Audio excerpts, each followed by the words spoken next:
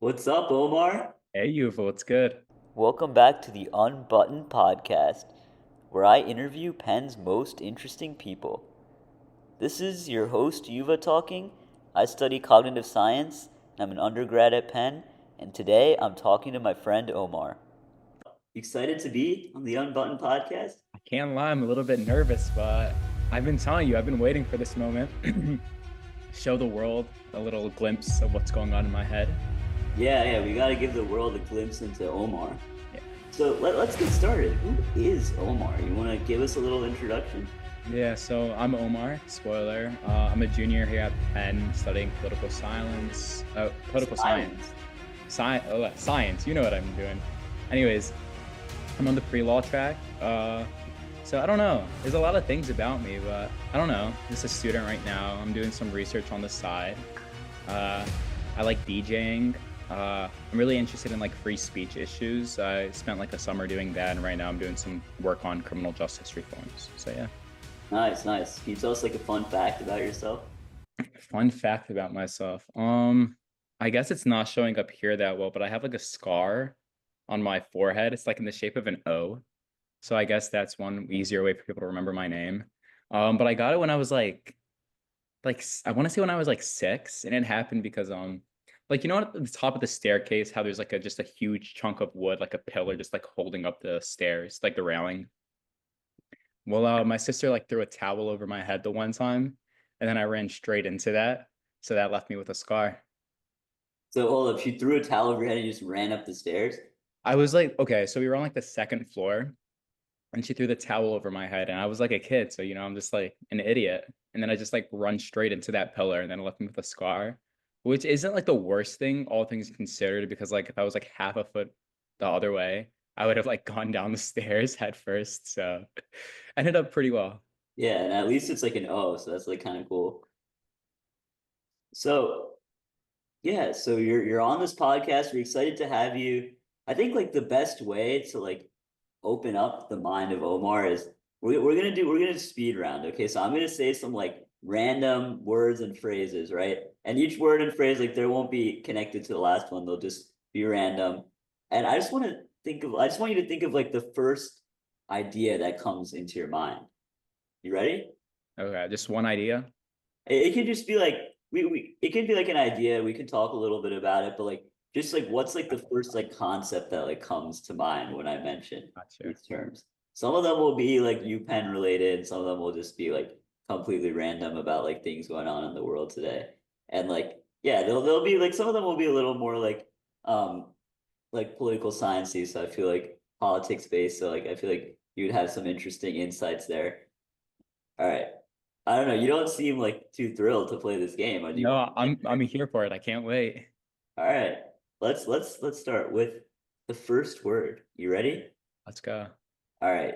DOGE. And not the coin, I mean the Department of Government Efficiency. Uh, Kind of crazy. I'm not gonna lie. Like, I don't know what they're doing sometimes, but like, I don't know. I feel like sometimes they do some funny shit. So, but they're kind of cooked. Yeah, what do you think about the fact that like there's so many people like literally our age that Elon has working for him to like make the decisions? Okay, at the end of the day, like, I'm glad our demographic is getting some work because the job market's pretty rough from what I've been hearing and experiencing. But like at the same time, I don't trust Elon Musk's judgment at all. So if he's saying this person's qualified, there's got to be something off with them. So Yeah, I don't know. I feel like with like there might just be like a bunch of people like vibe coding into government and like it's like comes like crucial decisions. like Elon Musk's ideal candidate is probably like my worst nightmare. But anyway, I was looking at like some of them, like some of them are pretty like stacked on LinkedIn. Like they got Okay. internships like Google, Facebook, like um Palantir. So like I don't know. It's kind of crazy to go from like that to then like working in the government having like the highest level of clearance. Right. I don't know. Oh, I'm sure they're qualified, but it's like if they're anything like Elon Musk, like his vibes, I don't know. Maybe we can go with someone else, but I don't know. Hopefully things work out. yeah. What would you do if you were granted full government clearance? Oh my God. I can see like anything. Yeah, like what? Uh, I want to find out what the new, Let's say like full government clearance to do something to make it more efficient, like in the realm of DOGE. like Doge. That's a good question. First, like low key, Elon's like onto something. Like he's looking into programs that are like, what are we spending the money on? Yeah, I don't really have a thought as to what specifically comes into mind, but I guess generally just going that route. I'm sure there. Oh no, actually, I take it back. I need to figure out what's happening with Philly because our streets are crazy. There are too many potholes and they tax us way too much to not repair them. So there's something going on there. Like I would look into that. That's the first thing I'd do. yeah. Okay, cool. Next question. You ready? Let's go. All right. Benjamin Franklin, the founder of our university. Low key, he's a goat, but I don't know. I feel like he's kind of hypocritical. Like I remember from like one of my readings from a class last year, like you'd think he was all about freedom, but low-key he was often against free speech, which I just can't justify. I remember this one case. He was like not even prosecuting, but like going against another pen person and trying to like get them convicted on like seditious libel, basically saying, oh, like you can't be criticizing the government. So I feel like that was like pretty hypocritical of Ben, considering like, he was all I thought he was for the First Amendment, but I guess not in reality. Yeah, So I I was thought he like, like made like the printing press, right? To like spread yeah, free speech to you everyone. would you would think he's like a number one like free speech guy, but I don't know, not when it goes against him. Yeah. No, I know it's kind of wild though. Like he did like I feel like he was involved in like inventing a lot of things and like new like the printing press and like Yeah, bifocals, but like he I'm was a big also, thinker. yeah, I'm also just trying to think about like the fact that like he's a Quaker, right? And like I don't know, when you think of like a lot of people who like nowadays when you just like get something done, like I feel like I just sometimes it's hard to imagine to like do everything with kindness. Like I'm just like envisioning like if you needed to like create things, like do you think like he was really like as kind and humble and like Quaker as like the image has like lived on from him, or do you think like when it was he like had to get down and dirty sometimes, pull some like succession moves? I don't know. I like to think like anytime I see Ben Franklin, it's always like when he's old, and I just feel like old people can do no wrong. So I want to say like I believe the stereotype that he was a kind person. Like I think he really did embody that Quaker mentality. Okay. All right. Well, let's go to the next phrase. You ready? Uh-huh. All right. Country music. Oh, okay. I'm not a big country guy, didn't grow up listening to it or anything like that. But I've been like listening to some tunes. Um, Morgan Wallen, he has some bangers. I think the other guys like Zach Bryan. I've been listening to some of their songs, and I feel like country music is slept on. Admittedly, I'm one of those sleepers, but I feel like it's something I want to get more into. Yeah.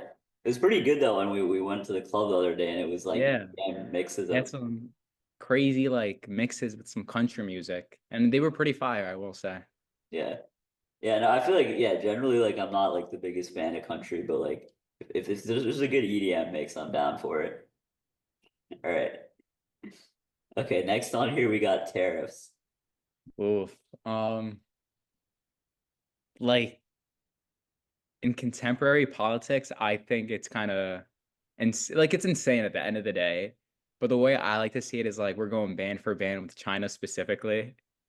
And part of me is like, okay, I feel like the US can outperform China in this like aspect, but like ideally, like at the end of the day, it doesn't benefit anyone as much as like just cooperation.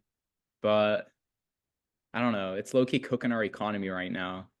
But I feel like our economy was already pretty cooked.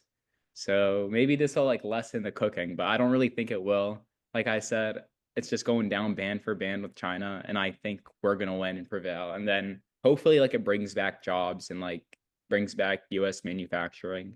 Yeah. If it is and it doesn't trigger a recession, then I can't really complain too much. You can't complain if it'll trigger a recession.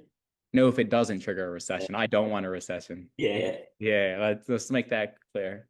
What do you think about like how it's gonna affect prices? You think like things will just like everything will skyrocket like all around, like just because of general like concerns about like trade wars and stuff, or like do you think that it'll be more concentrated on like just things that we import from China. No, I mean he paused it for like Trump paused it for 90 Yeah. days, I think, except for like China. So who knows what's gonna happen, but I don't know, I feel like just overall like stability is something that we're gonna have to get used to being in the absence of. Yeah. Um and then people are just gonna like jack up prices. Like it's inevitable, which is gonna be like terrible. Yeah, Um I think it'll just be like it was an excuse sometimes to just jack up. Like I'm already going yeah, on DoorDash, dude, and the prices are like it's bro, already don't more do than it. like $35 a burger. So it's like Yeah. I think it's just like they're just like, oh, like tariffs, we can use that as justification, even though like yeah, I swear they did the same thing with Biden. Well, people were like companies were like complaining about inflation and whatnot. And then in reality, it was just like corporate greed, low key. They just like jacked up prices for no reason. And I'm not gonna lie, I kind of got pressed today. I went to Panda Express to get some dinner, and they hit me with shrinkflation. I don't know what they were doing, but they were skimping on their portions. They had me feeling like it was Chipotle.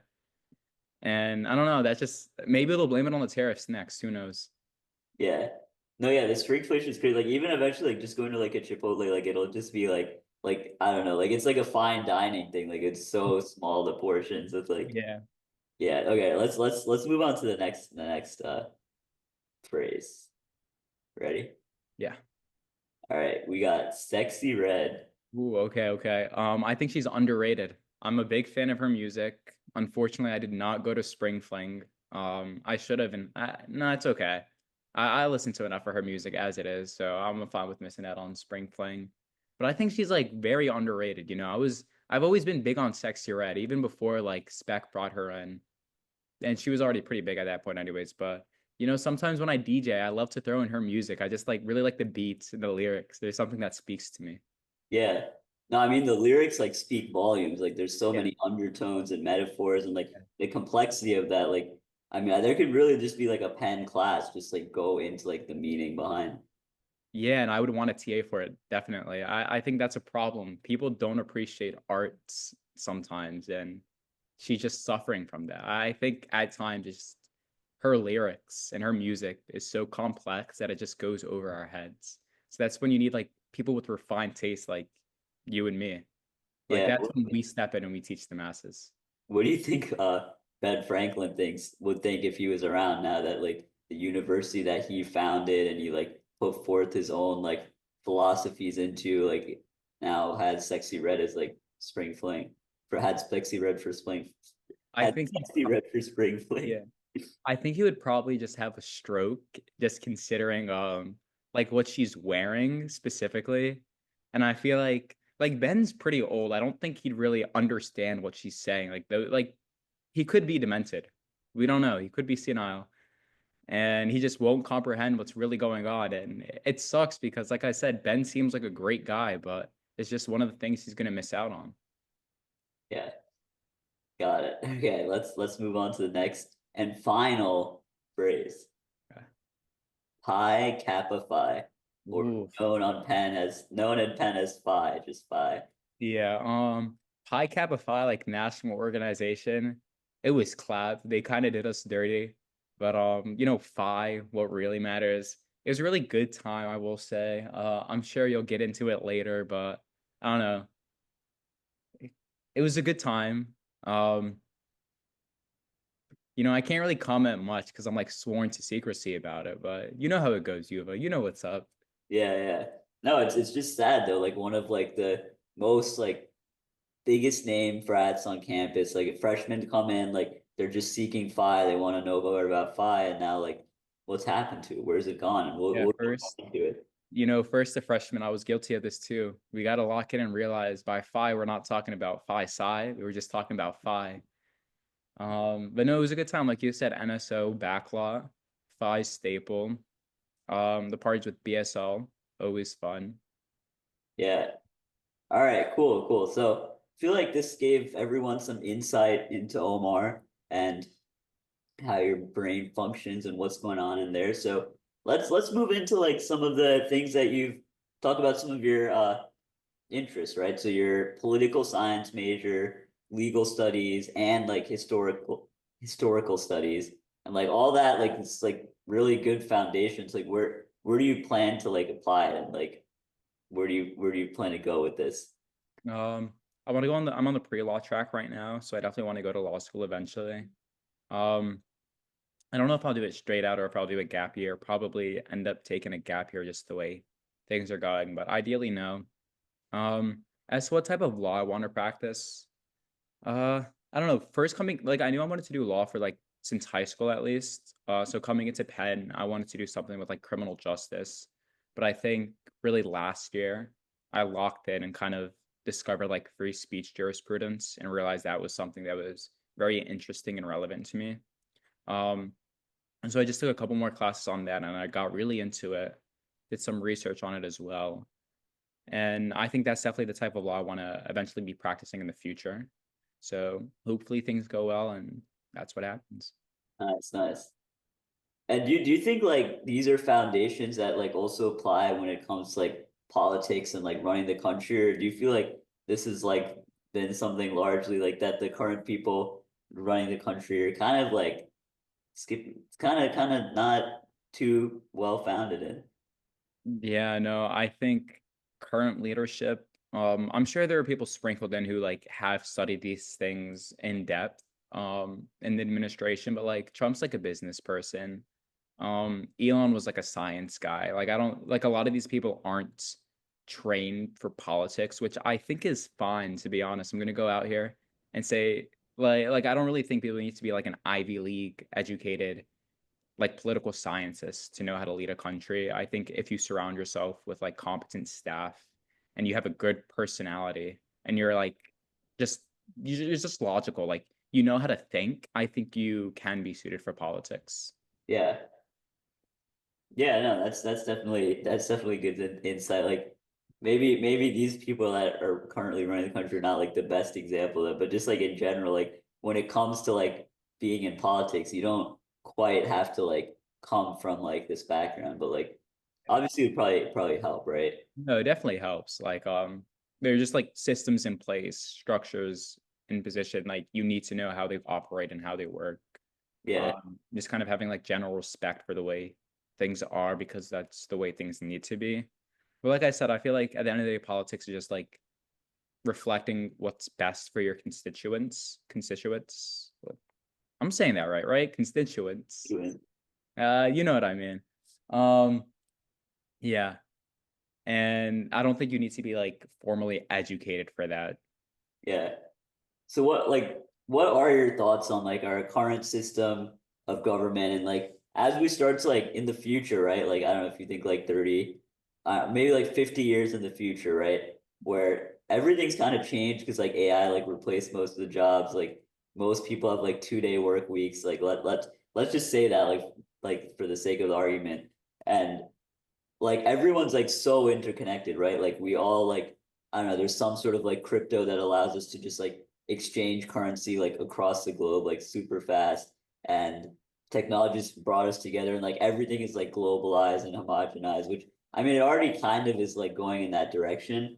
Like what would you think the role of government would be in that case? Would there be like maybe like one giant like decentralized government that's like bringing order to like the everyone like the whole world, or would you do you think we'll still have like boundaries and like countries and Um, no, I don't think we're gonna reach that point. I don't know, like you said, the like technology, ever? like ever, high key. I'll go out and say ever. I'm sure the technology will be there, and eventually we could if we wanted to. But I think it just becomes like more like sociological and even like psychological.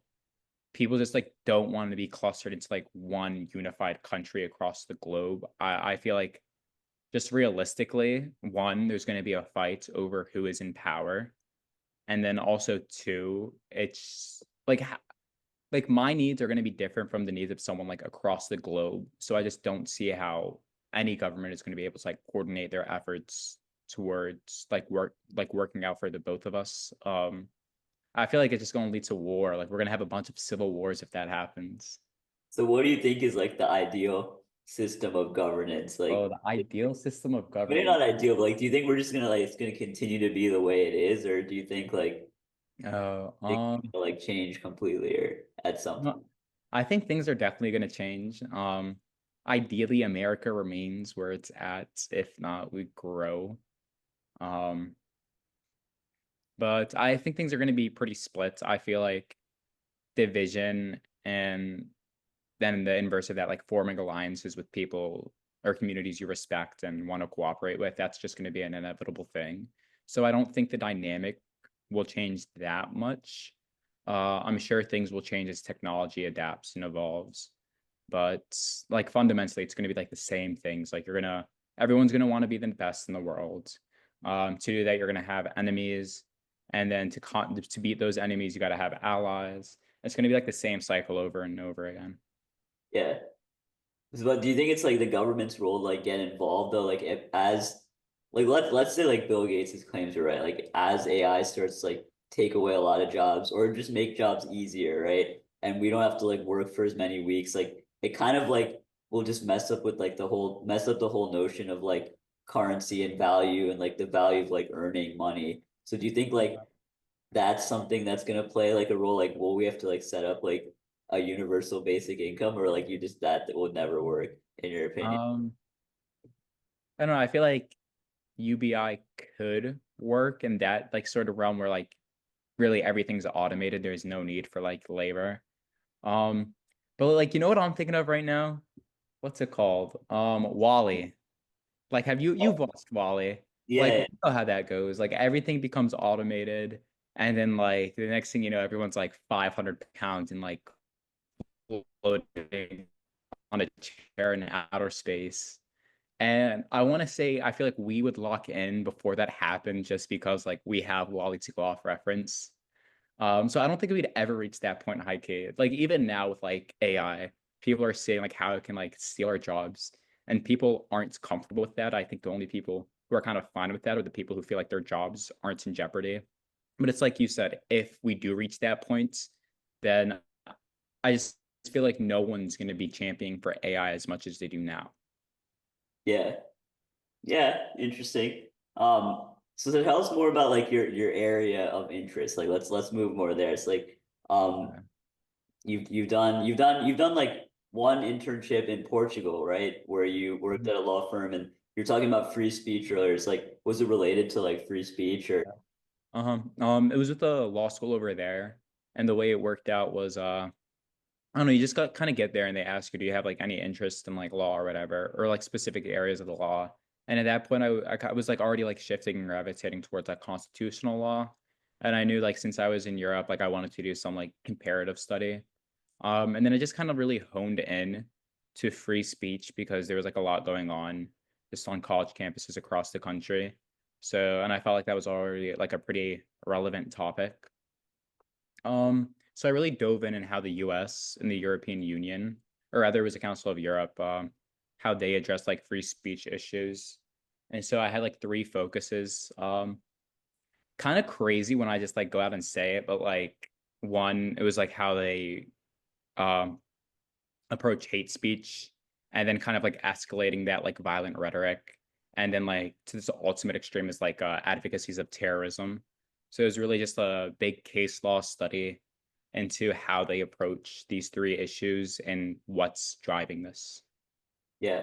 What would you say is like the best structure right now to handle? Because obviously, yeah, like on one end, like free speech is like great and it's like the foundation of like a democracy in our country. And then on the other hand, like that can be used to like end up with like the people who are on Locust Walk just like saying whatever the heck they want. Like it also allows for that. So like I guess it's like hard to like on one hand, like yeah, there's certain people you just want to like shut down, but like then are you going against free speech? Like where do you think it's been like handled the best? Like what are like the best policies right now? I think like when the US actually follows through on like their libertarian ideals, the whole idea like there's a concept like the marketplace of ideas that government regulation and free speech should be kept at a minimum because like speakers in the audience and people engaged in free speech will just kind of naturally like push out ideas like society rejects and amplifies those who we support. Yeah. And I think that's definitely the best approach. Obviously, it won't be perfect, but I think just opening the door up to government intervention. Uh, leads to selective speech. And then because they're going to be the ones in charge of saying like what's acceptable and what's not. And then just like looking at history, like that's one of the first steps authoritarian governments take. And so straying away from that is probably the best. And it's like you said, like obviously, like by doing this, we're gonna let in a stream of speakers who we don't want to hear.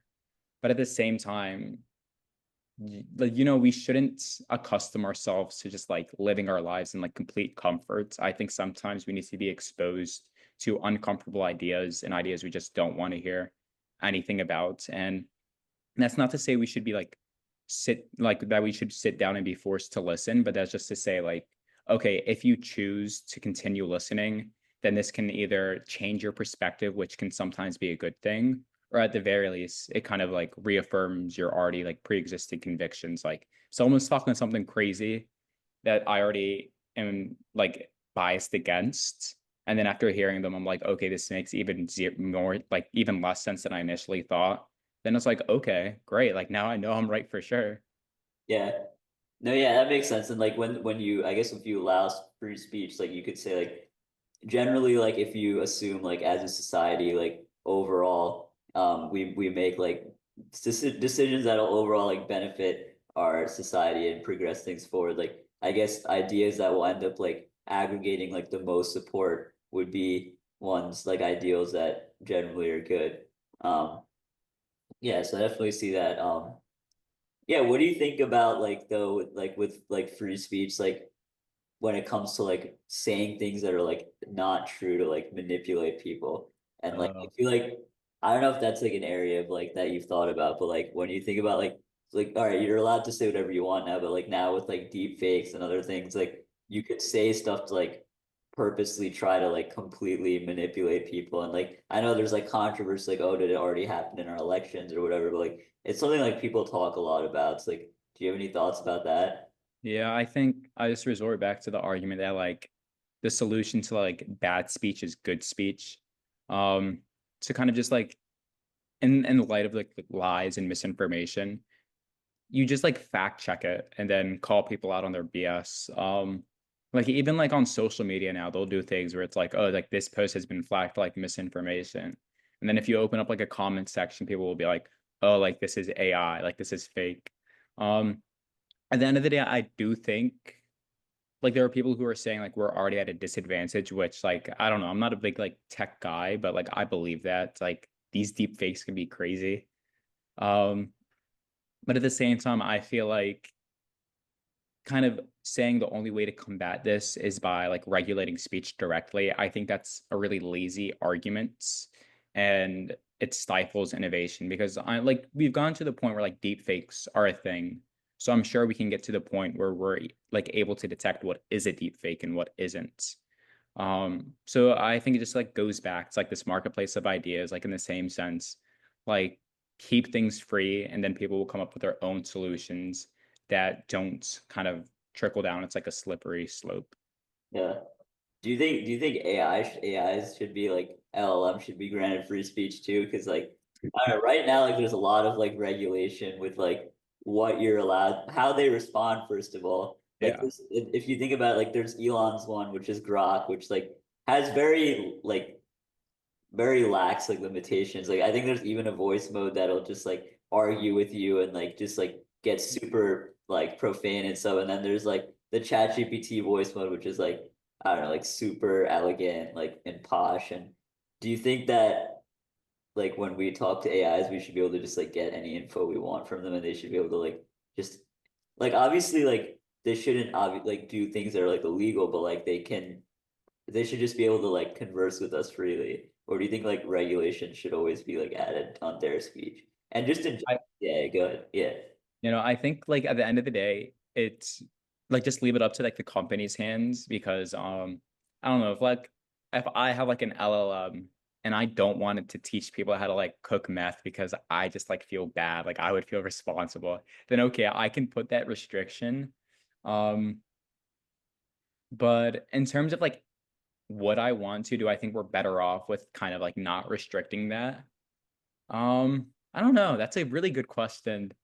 I would say Damn, I don't know. What would you think, Cuba? Give me some time to think about this. Yeah, I don't know. Well, you said earlier that like if we allow for like free speech, and I guess from that like free idea, like generally like society would like do the right thing. But like I don't know. I feel like here now you if there's even like a few bad actors and you just like give them access, like yeah, like how to just build a bomb at home and stuff like that, which I guess like yeah, on one hand, like yeah, we'd want to like have limits to like obviously stop stuff like that from happening. But then on the other hand, like would they just find out like could they just research it like on other ways, like go on the dark web and like find out like yeah, obviously like I feel like we should make it that information like harder to access. So I feel like there should be like limits when it comes to like something completely illegal that could harm like lots of people. I think though that they could make it so like the models like if you choose for it to do so like on Grok like you can choose different voice modes and stuff.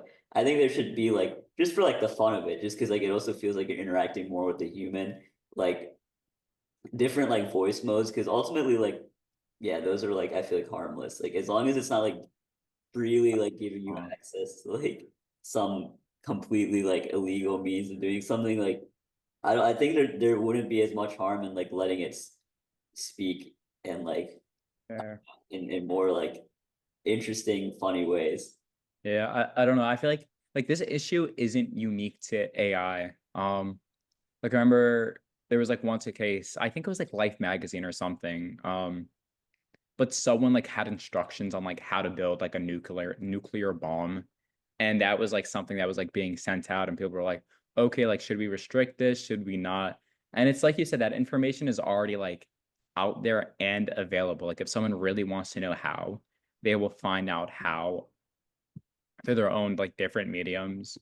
Um, I don't know. I feel like personally, like if I was in charge of like AI and controlling what it said, like as a private actor, I would put in restrictions.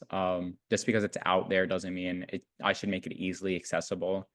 But like the last thing I want is like the government putting in regulations saying like, okay, like this is what AI can say, this is what it can't say, because it's just like one, there's always going to be like disagreements for the most part about what is acceptable and what isn't. Obviously, there are some things that are a little more straightforward, but at the same time, it's just like a slippery slope. Like where does it end? Wait, what was I gonna ask you next? I think I was gonna.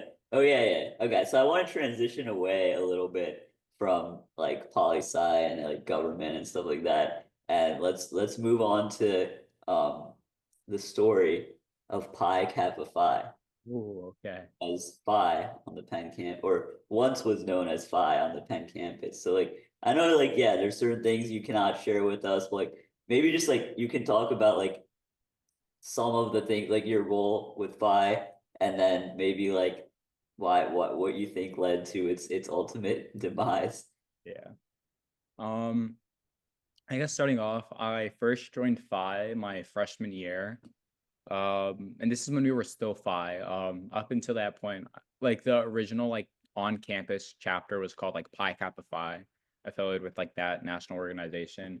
It's founded in like 1993 here at Penn, or our chapter was. Um, and then I think 2013, I think it was, they ended up going off campus because they low-key got into some beef with the school. It wasn't anything crazy. Basically, funny stories really, but like our PyCap at the time, they just like kept throwing parties without like getting it registered. And the school would like repeatedly like suspend them and get them in trouble for that. And then I think it was like St. Patty's weekend. And at this time, like Butler PyCap was still like in the appellate process, like kind of appealing their suspensions. But it's like St. Patty's, like, you got to do something there. So they ended up like throwing a party anyways. And then the school found out, they got super pissed. One time they did like a surprise raid on the on the chapter house, and they they basically found like a bunch of bags covering up the smoke detectors. I'm sure you know why they were there. The audience can deduce that. And they ended up like sending an email to like everyone who was living in the house, like their parents. So it was just like a lot of bad blood and like beef between them. And at the end of the school year, they kind of realized like they still were like tied up in appeals and it was really just going nowhere. And I think at that time like nationals got involved and they just like made the situation even worse. So they were just like, you know what, why not go off campus, which was already kind of the general trajectory of like a bunch of other frats on campus. So they ended up doing that.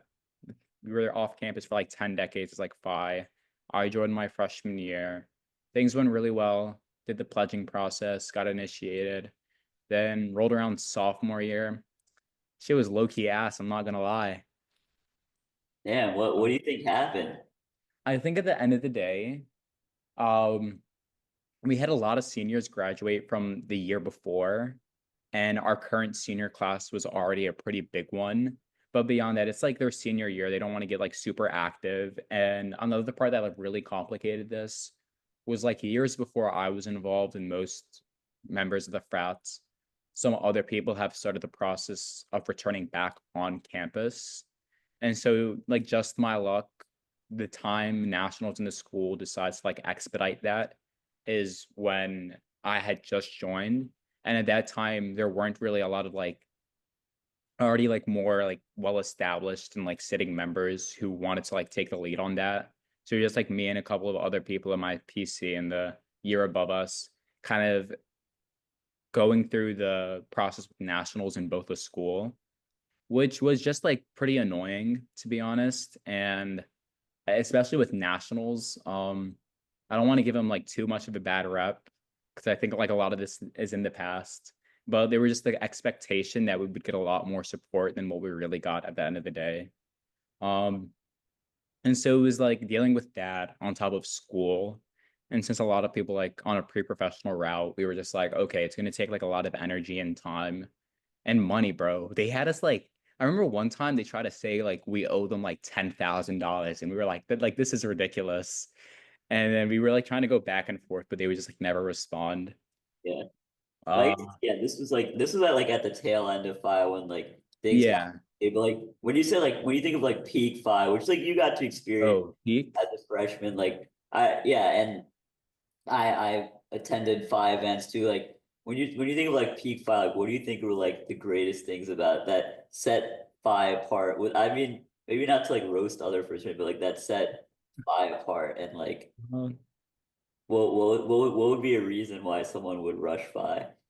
Bro, because like we gave Yuva a social bid. Like Yuva was in a phi. Yeah, Uh, I had my social bid, but like yeah. yeah, I know my reasons. Well, I'll get into that. No, no, no. What do you think? I think What led you to rush five?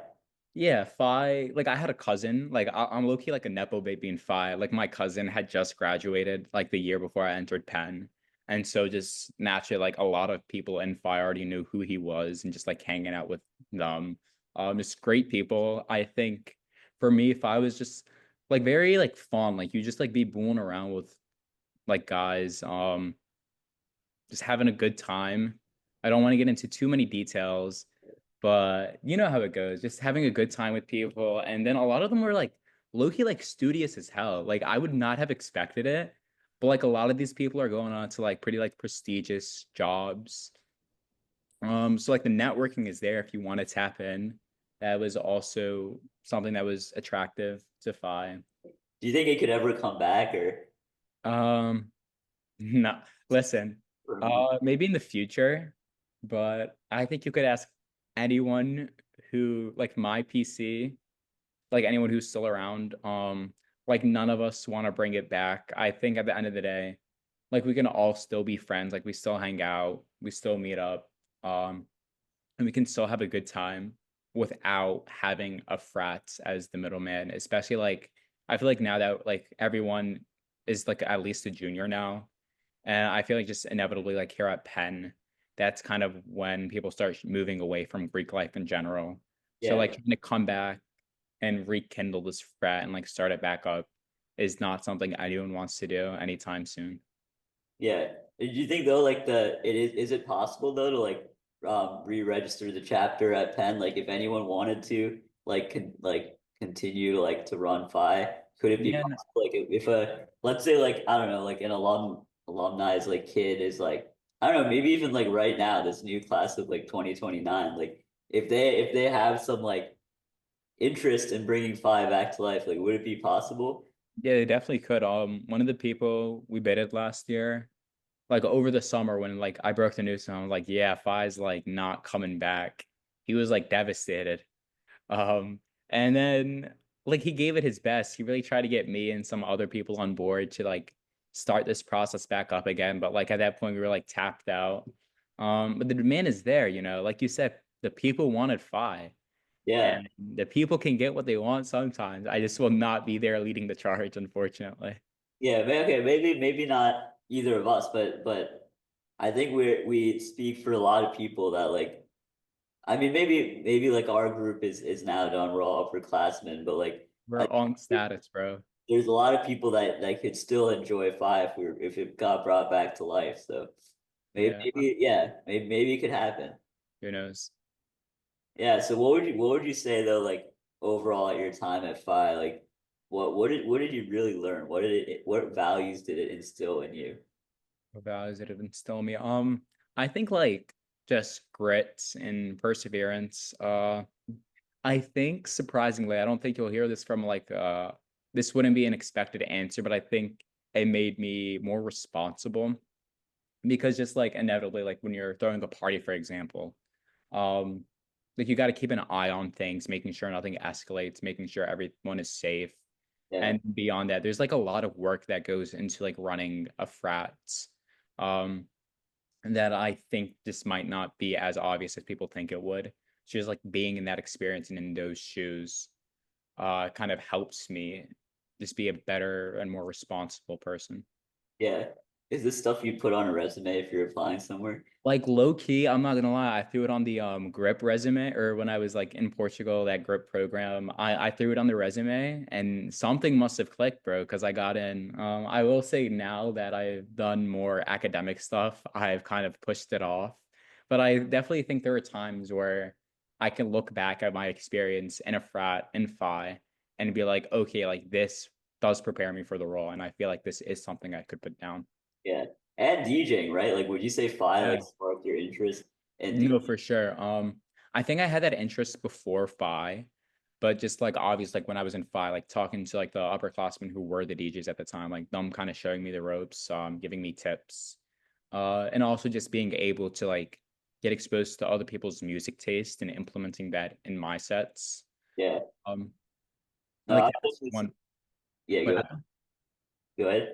that's just like one way it's impacted me, and also just like DJing some functions, just getting more practice in. Yeah. No, yeah, I would definitely say like Ply kind of inspired me to get into DJing. Like been DJing for a while now, so um definitely attributed that because like just going to like the parties and like seeing the effect like good music has on people and like it's so like important, just something I want realized I wanted to do. But Mm. like yeah, thinking about DJing a little bit, we got like a lot of DJs at Penn and probably some aspiring DJs listening to this. Like yeah, what tell us about some of like your DJing experience. Like what did you have you ever like done like a gig somewhere and like did something go wrong?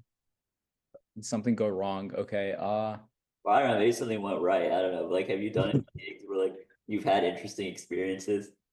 Most of it, like I don't really do gigs. I like more so like as a hobby. I would do it at some Fi functions. I remember like the first time I was like DJing a Fi event, I was like setting up and everything, but like up until that point, I had always like practiced off like Bluetooth speakers, and it was like my first time like plugging in.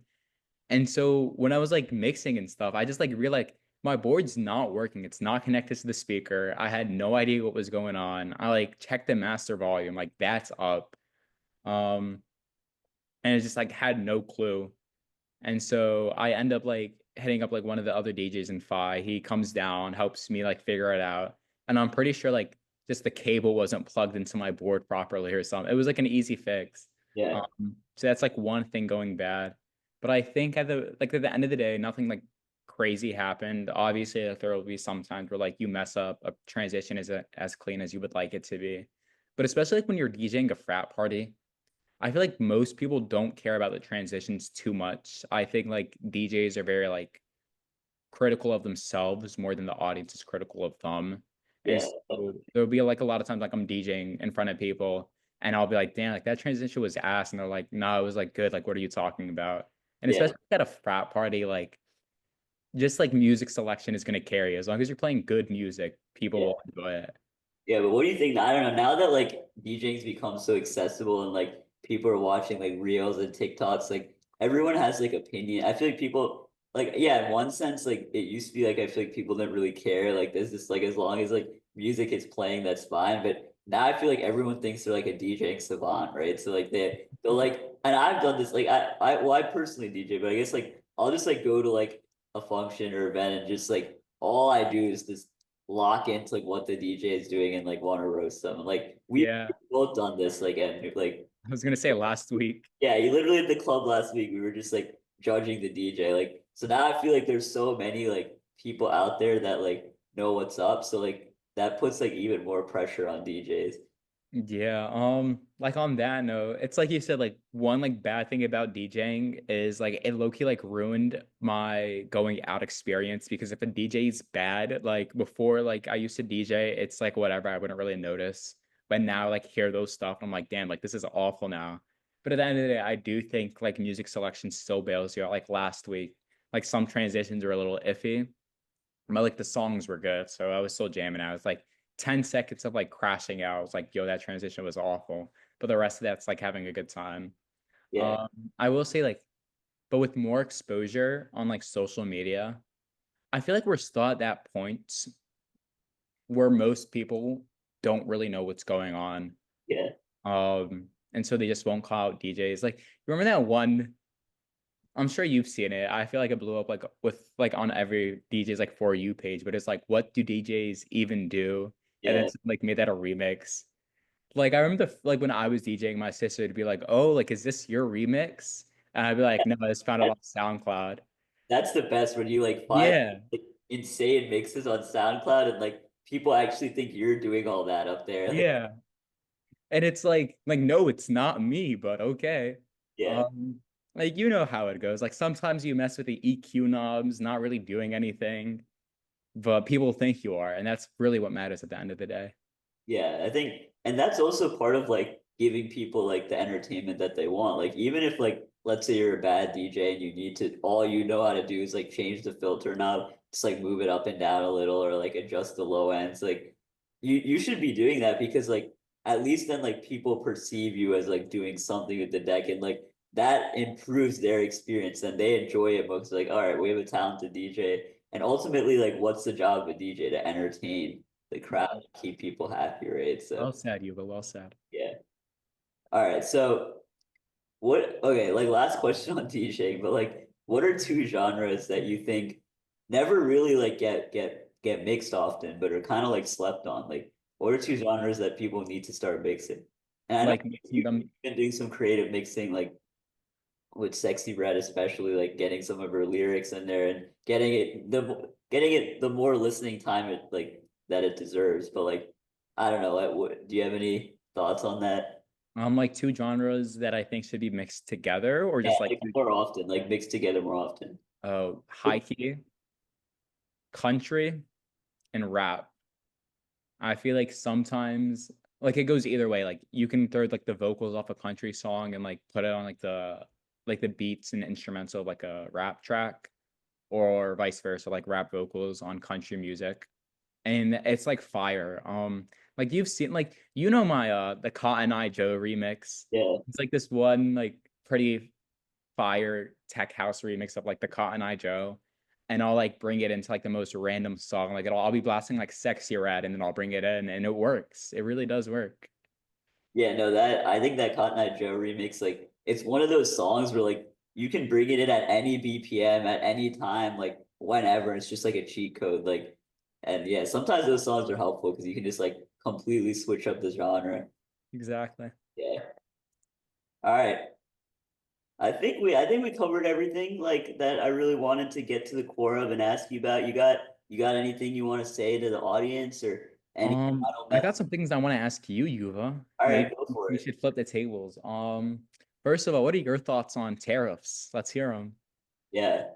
No, I mean when I think of like tariffs, like and I think about like, all right, like what's the reason for them? Like why do we have these insane tariffs? Like I could understand why, like what the end goal is, like, and I could see maybe some of the benefit is like bringing more manufacturing to the US and like obviously more jobs is good, but I think it's like just really hard to say because like it's also like so complicated. Like how long would we have to deal with like ridiculously high prices and like also like what is the end goal? Like in the long run, like we should just like the globally like we should share resources and like that always leads to like more innovation, I feel like. You can't like what's the point in like having everything being developed in China and then another for everything version of being it like developed in the US. Like I maybe the competition between the two could like actually lead to more innovation. So like that's another complexity. So I think it's like super complex, but like I'm also not like super well versed in the space. But like yeah, I think it's maybe it could have been implemented differently because it's gonna be like hard. Like, dude, how much are like avocados gonna cost? Like certain things you Oh, just won't be able to like buy anymore. And like they were already so expensive.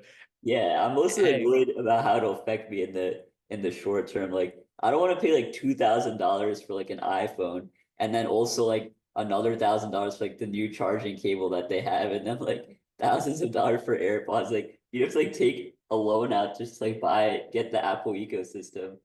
I heard I heard China's going to stop respecting like American IP rights. So maybe, obviously if the tariffs inflate the prices of like electronics, I think we're just going to be able to buy like a dupe iPhone off of like Temu for like $7. So Well, I maybe know it's like one good thing. tariffs would directly impact things like Timo. Like we can't get Yeah, but two I feel like items. even in spite of the tariffs, like China will still find a way to undercut like US manufacturing. So I don't know. Maybe that'll just lead to more tariffs, but who knows? All I know is like I'm with you. I hope like the next iPhone doesn't cost like $10,000. Yeah. Yeah, that is a good point though, because like a lot of countries where it is like outsourced labor to China for really cheap deals, like Shein or like Temu, which like again, like though like excluding just because based on like I don't really fully know what's going on behind there, like excluding like the any like shady stuff going on or like people that are like shouldn't have they like working long hours or things like that. I feel like when you go there for like discount items, like there might be a chance that like because the tariffs are like disproportionately affecting things out of China, like we could get like things like Shein would be more expensive than like H&M or like on Zara or whatever. Like the prices might flip, which would be crazy. Um, Um, yeah, any other questions? yeah, I want to actually follow up on something you just said, kind of that point about like fast fashion generally and just like Yeah. exploitive like labor practices. I just want to make sure like unbuttoned, you're not like outsourcing like any labor to like some poor like third world country like refugee like working for pennies on the dollar, are you? What would they even do? Like what would I I don't outsource? know. Maybe like Or I know sometimes like YouTubers will use like editors out of like India and then like pay them like $2 for a video that makes like 20,000. Like that's not what you're doing, is it? no, I'm the only person I'm forced to do the hard labor is myself, and I'm not getting paid anything for it. Like that's actually the opportunity cost that goes Mm. into like creating this podcast and then like paying for like tools to like clip it and put it on Insta and stuff. I think that's like a good, really good like because like who knows like if there weren't like very easy like clipping tools like put my edit this and like put on Instagram like I don't know I might have to like outsource the work like obviously like in a hopefully like not hopefully like in a way that's like fair but like yeah like as a college student it would be pricey to like pay for like top dollar in the US for editing. Um, yeah, Okay. Yeah, I think that's everything from me. You've been a great cast. Thank you for hopping on the pod. yeah, Yeah, I'm just gonna hijack this if you don't mind now. no, yeah. Thank you so much for having me, and like, I hope I can get back on the pod again. I don't know. We'll see what the people want, bro. I Uh, will say it was great chatting with you. I feel like I don't know. Is there an outro we can do? oh yeah, maybe I'll if I'm not lazy, I'll come up with some outro and I'll insert it right here. But if you just see this video ending after this, like I got caught up with like homework, dude. I didn't have time.